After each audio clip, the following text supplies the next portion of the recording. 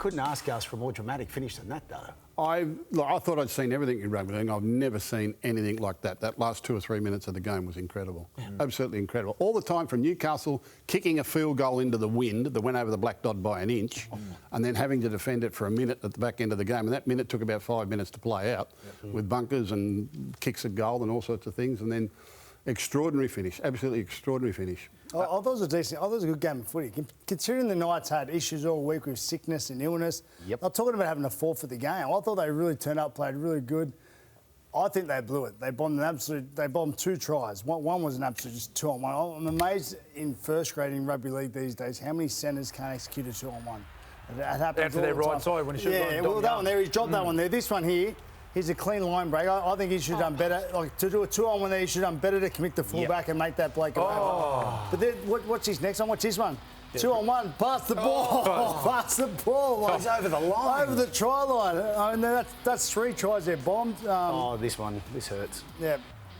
Newcastle totally blew it. Totally blew it. And then then I thought the Warriors had blown it with that missed kick of goal. I mean, that was right in front, 30 metres out. You kick them every day of the week. And then... obviously, Hallie Assema, he's a freak of a player, this young kid. He's such a good player. He's got a really, really good future in the game. And I can't believe the amount of speed he showed. Smithy showed it for what he learned. He outpaced Bradman Best to the try line. I mean, that's a hell of an effort for a back rower. He's a great player. The step with the skill, getting it done, as we're about to see, poor old Tanner. Tough last few minutes.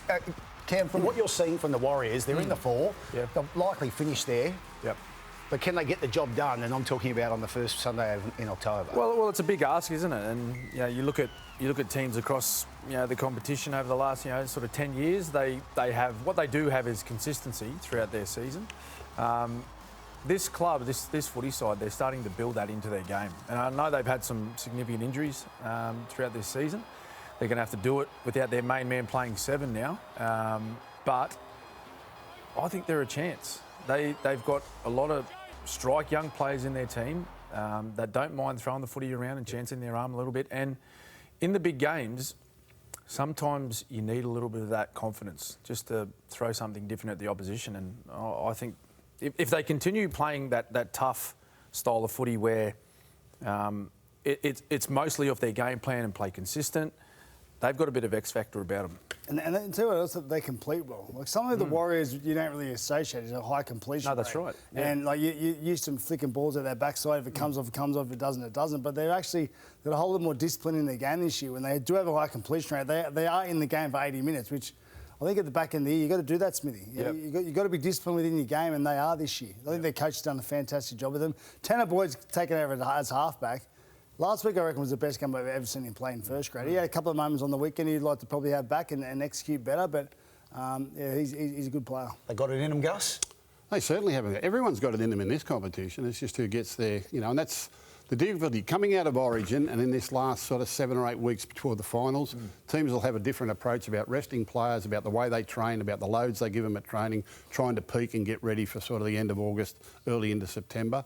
Others are walking a tightrope, don't get that luxury. Have got to play everyone every week. Have got to, keep themselves in the moment in that, and it's going to be a long road for them through to the end of September, early October. So form could go up and down a little bit for a month, and then it'll sort of settle into it through them. I think the Warriors...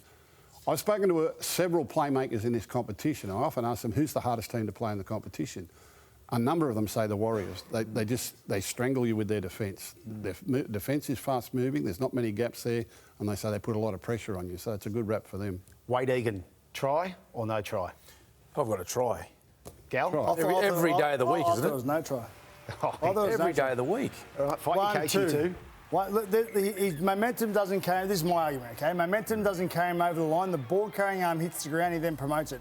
Ready? 1, 2. There's 2 movements there to me. To me, that's a double movement. How hard did he hit you in the second round? Okay, anything I said then is not true. Did momentum carry him over the try line? He was reaching out, that's all. He's on his back. He's not put his arms... The ball carrying arm hit the ground, Gus. Not the upper part of his arm there. Doesn't matter. That's carrying the ball hit the ground. No, that's been a try for 100 years. No, it hasn't. It's been a try for 100 years, and it's a try in every grade of football on earth until you get to the NRL, until the bunker wants to have it saved. It wasn't a try on the weekend, which is all that matters, and I don't think it was a try. I thought there was 2 movements there. I thought his arm hit the ground, he then promoted the ball. Well, if momentum had carried him over the line, try, okay? But I don't think it was a try. That was a try, and the one that the Warriors scored at the other end was no try. Yeah. Where the bloke was tackled. I'm probably with you on The Knights. The Knights. Greg Marju. Yeah, it was no He hit try. the ground and then popped it up to Dane Gagai. How was that a try? Even Gagai knew it. Yeah. Gagai. Love the eyes. No, it's a try. I'm with Gus. Try every day of the week. Sorry, Gal, outvoted too. Hey, I win. It wasn't a try. Go read the rule books. It'll read change. the rule books. Look at. It'll change this week. Well, Ask Happy when he comes on. The argument we're having right now, I win because it wasn't a try on the weekend. That's all that matters. Now, Adam O'Brien, week from hell leading into that match, and then He can throw a punch, Sonny Wilmer. he's certainly connected. Why didn't you go to the HIA? Didn't need one. We should have had 15 minutes off. The final they went for 16. You might have had to have 11 days stand down. Oh, too good. Adam O'Brien, toughest of weeks leading in, then of course all the player illnesses, injuries, etc., etc.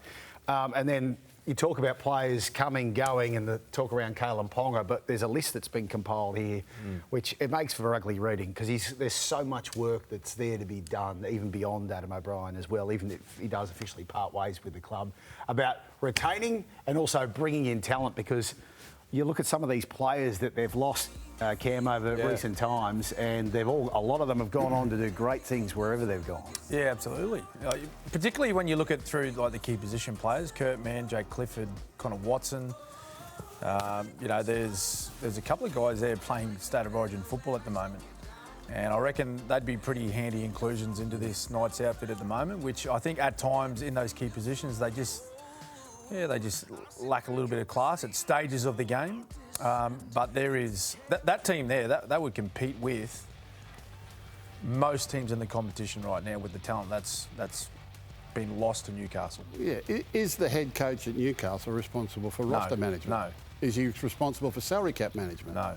What's he responsible for? Coaching. Coaching, all right? Coaching's not the issue up there. It's not the issue, and it's not the solution either. Sacking your coach is not the solution. It rarely is.